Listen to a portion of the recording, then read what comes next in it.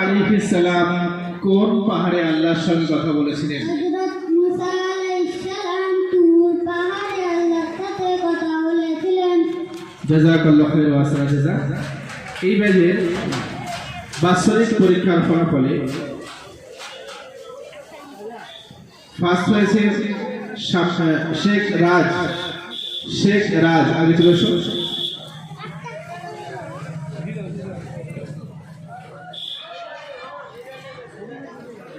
জাযাকাল্লাহু খাইরান। Second হয়েছে শামীম মোল্লা। জাযাকাল্লাহু খাইরান। Third হয়েছে সুফিয়া খাতুন। জাযাকাল্লাহু খাইরান। এই ব্যাচে সব থেকে বেশি নামাজের জন্য প্রাইজ হবে শেখ হাফিজউদ্দিন। জাযাকাল্লাহু খাইরান। এবং সব থেকে বেশি হাজিরের জন্য প্রাইজ হবে শেখ হাফিজউদ্দিন। জাযাকাল্লাহু মায়ের প্রাইজটা ওখান থেকে দিয়ে দিন। জাযাকাল্লাহু খাইরান। প্রত্যেক ক্লাসে প্রত্যেক বাচ্চা যারা মক্তবে রীতিমতো ক্লাস করেছে, আমাদের মক্তবের একটা বড় উদ্দেশ্য হলো, বাকি একটা উদ্দেশ্য হলো যে আমাদের এখানে বাচ্চারা মক্তবে এসে তারা পড়াশোনা শিক্ষা করুক এবং তার সঙ্গে সঙ্গে তার যে সমস্ত নৈতিকতা বিষয়, তার আমল ইত্যাদি এই সমস্ত বিষয়গুলো তারা মক্তব থেকে শিক্ষা লাভ করুক। কিন্তু তার মধ্যে একটা সব থেকে বড় বিষয় এখানে আমাদের এখানে রয়ে যায়, সেটা হলো যে বাচ্চারা রীতিমতো যদি মক্তব করতে না আসে তো তার শিক্ষাগত মান এবং তার সঙ্গে তার নৈতিকতা বিষয়, তার চরিত্র ইত্যাদি এই সমস্ত বিষয়ের মধ্যে কিছু না কিছু ঘাটতি রয়ে যায়। এই জন্য রীতিমতো প্রত্যেক শিক্ষা সংস্থায় বাচ্চাদের হাজির হওয়া এটাও অত্যন্ত জরুরি।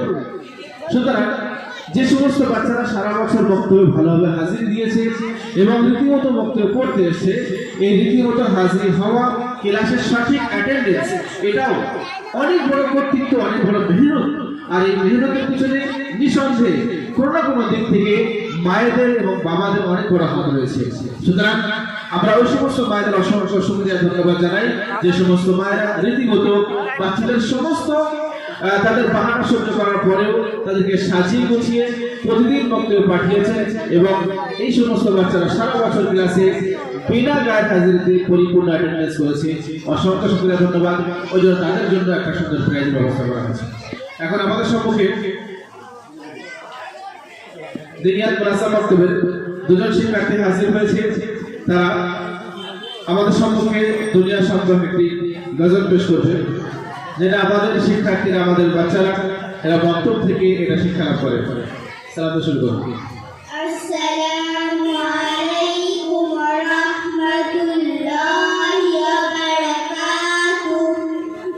দুনিয়া के मुसाफिर मंजिल तेरी खबर है, तय कर रहा है जो तू। दो दिन का ये सफर है, जब से बनी है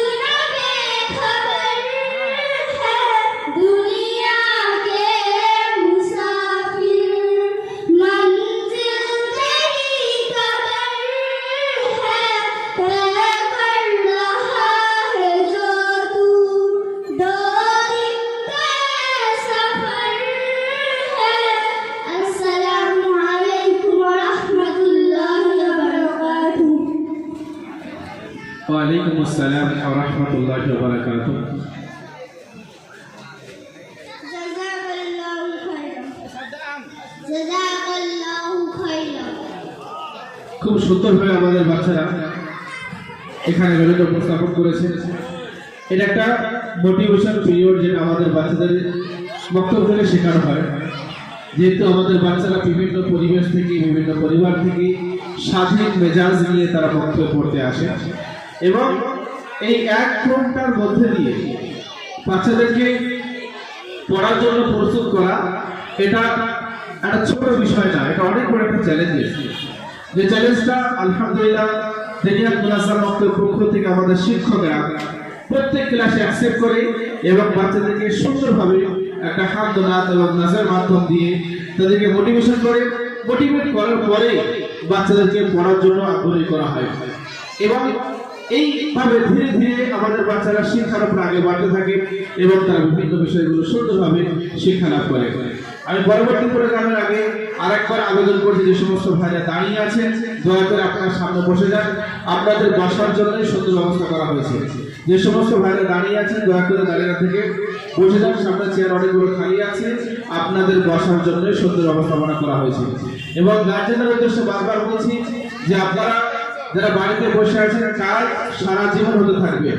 আজকে আপনার বাচ্চাকে উৎসাহ করার জন্য, উৎসাহিত দেওয়ার জন্য, যে আপনার 1 ঘন্টা 8 ঘন্টা যে সময়টা লেগে যাবে, সারা বছর আপনার বাচ্চার শিক্ষার জন্য অনেক বড় একটা চার্জ হয়ে যাবে। সুতরাং এটা আপনার ভাবুন, আপনি কাজ সারা জীবন করবেন কিন্তু আপনার বাচ্চার শিক্ষা সারা জীবন হবে না। আপনার কাজ সারা জীবন হবে কিন্তু আপনার বাচ্চার চরিত্র গঠন সারা জীবন হবে না।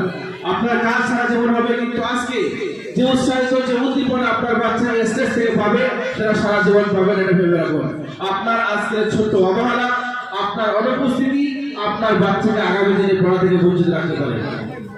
এখন আমাদের সম্মুখে আমাদের দুনিয়ার মুনাজ্জাম মক্তবের শিক্ষার্থী হাজির হয়েছে। গুলজার খান কোরআন কারিমের গুরুত্ব এবং তার প্রয়োজন সম্পর্কে বক্তব্য পেশ করবেন। আসসালামু আলাইকুম ওয়া রাহমাতুল্লাহি ওয়া বারাকাতুহু। সম্মানীয় শ্রোতা মণ্ডলী, দিনিয়াত মুনাজ্জাম মক্তবের অধ্যক্ষর জিম্মেদার মহাসভায় এবং পর্দার অন্তরালে আমার মা বোনেরা, সকলে জানাই আন্তরিক শুভেচ্ছা ও সালাম। আজকে আমার বক্তব্যের মূল বিষয়বস্তু হলো কোরআনে কারিমের গুরুত্ব। আল্লামা ইকবাল রহমাতুল্লাহ আলাইহির কবিতায় দ্বারা শুভ আরম্ভ করাটাই শ্রেয় মনে করেছি। तू जाहिल सूफी और कामिल मुल्ला के फंदे में ऐसा फंसा है कि तूने कुरान मजीद से हिदायत लेना ही छोड़ दिया। कुरान की आयतों से तुझे बस इतना ही काम रह गया कि जब तेरे बूढ़े की रूह अटक गई तो तू सूरा यासीन निकल बैठ गया। इसमें कोई शक नहीं कि उसकी वो आसानी से निकल जाएगी। मुझे अफसोस इस पर है कि जिसका एक एक लफ्ज जिंदगी देता है, उससे भी तूने मरना ही सीखा। जिस कुरान से तूने मरना सीखा, काश उसी कुरान से तू जीना भी सीख लेता। कुरान करीम আল্লাহ তাআলা ওই পবিত্র কালাম যেটা রাসূল করিম সাল্লাল্লাহু আলাইহি ওয়াসাল্লামের উপরে অবতীর্ণ করা হয়েছে বিগত আসমানি কিতাবের থেকে। এর মর্যাদা এতই বেশি যে আল্লাহ তাআলা নিজেই বলেছেন, ইন্না নাহনু নাযালনা যিকরা ওয়া ইন্না লাহু লাহাফিজুন। আমি কোরআনকে অবতীর্ণ করেছি এবং আমি এর সংরক্ষণ করব। শ্রোতা মণ্ডলী, কোরআনে কারীম পূর্ণ হিদায়াত, শরীয়ত এবং হিকমতের রাজ, কামিয়াবি এবং সফলতার মাধ্যম, রহমত এবং বরকতের খাজানা, উত্তম আমল, তাকওয়া ও পরহেজগারি এবং হক ও বাতিলের মধ্যে ব্যবধান সৃষ্টিকারী, এই সমস্ত গুণাবলী সহ আল্লাহ তাআলা কোরআনে কারীমের প্রশংসা করেছেন। ইন্না হাযাল কুরআনা ইয়াহদি লিল্লাতী হিয়া আকওয়া। অবশ্যই আল্লাহ তাআলা কোরআনে কারীমকে হিদায়াতের মাধ্যমে বানিয়েছেন। এই জন্য যে আমরা আল্লাহর কাছে হিদায়াত তলব করেছি, আমরা নামাজে প্রত্যেক রাকাতে আল্লাহর কাছে চাই, ইহদিনাস সিরাতাল মুস্তাকিম সিরাতাল লাযিনা আন'আমতা আলাইহিম। হে আল্লাহ, আমাদেরকে হিদায়াতের রাস্তায় পরিচালিত করো এবং তাদের রাস্তায় পরিচালিত করো যাদেরকে তুমি নিয়ামত দিয়েছো। শ্রোতা মণ্ডলী, কোরআনে কারীমের হেফাজতের দায়িত্ব আল্লাহ তাআলা নিজেই নিয়েছেন। এই জন্য কোরআনে কারীম কিয়ামত পর্যন্ত সংরক্ষিত হয়ে গিয়েছে। হাজার হাজার লক্ষ লক্ষ হাফিজের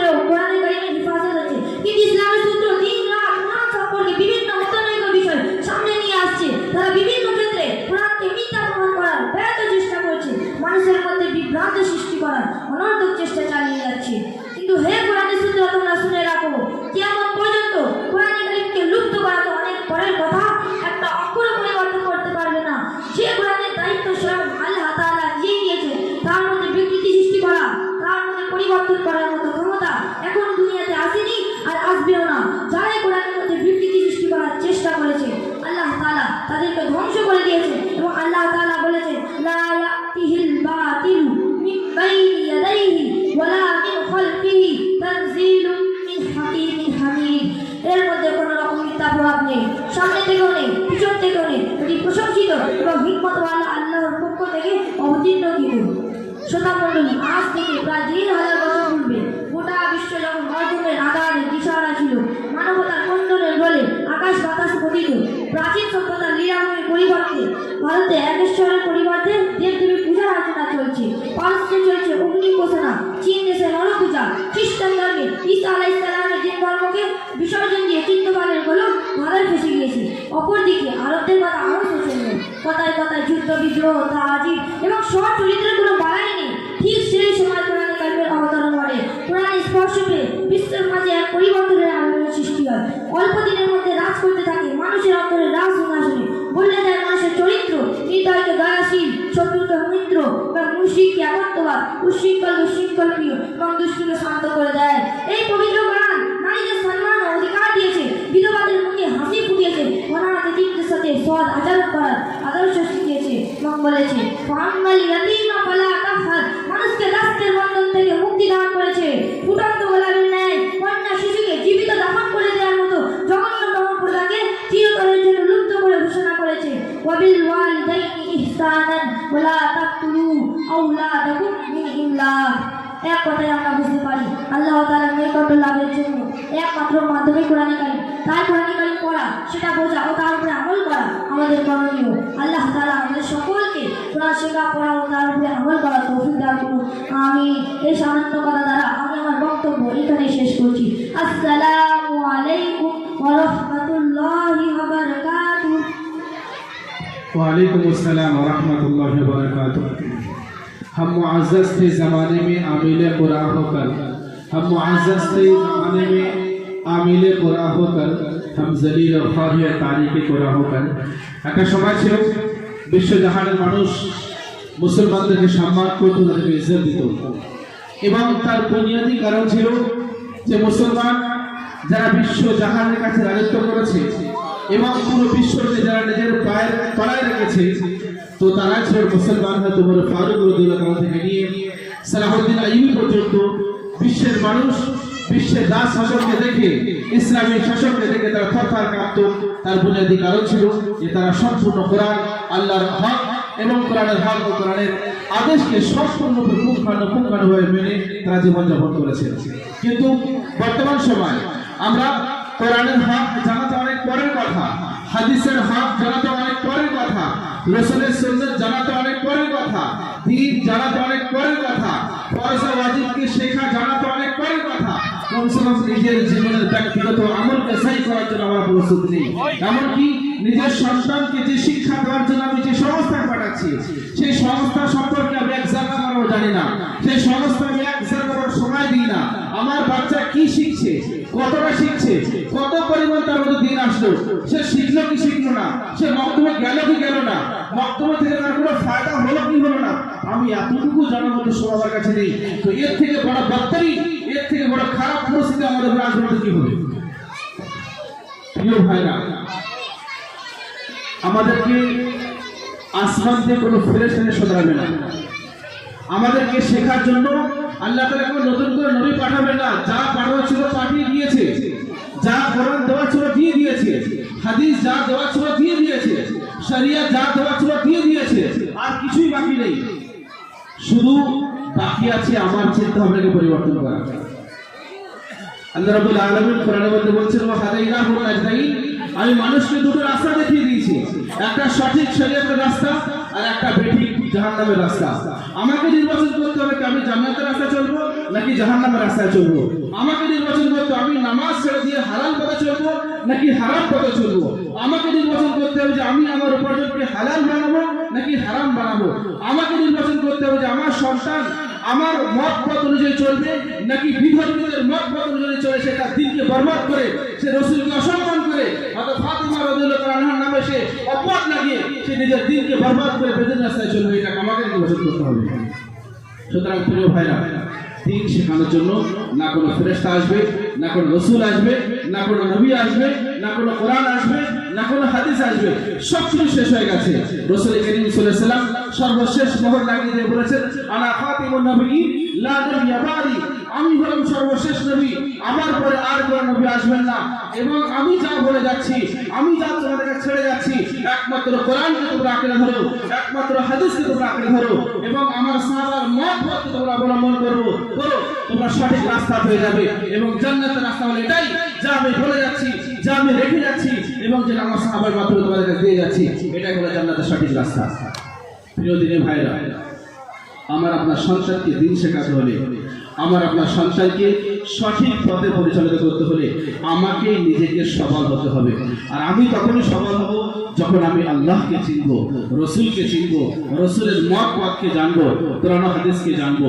এবং যদি নিজে জানতে না পারি, কোন সন্তানদের মাধ্যমে, আমার বাচ্চাদের মাধ্যমে আমি এতটুকু জানি যে আমার বাচ্চা দিন কি শিখলো, আমার বাচ্চা কি শিখে তার কাছ থেকে এতটুকু শিখে নেই। অন্যথায় কাল কিয়ামত দিন না আপনি ছাড়া পাবেন, না আপনার সন্তান ছাড় পাবে, উভয়কে ধরা যেতে হবে। সুতরাং আল্লাহ তাআলা আমাদের হেফাজত করুন এবং সঠিক শিক্ষা এবং দিন শিক্ষার প্রতি আমাদেরকে আগ্রহ দান করুন।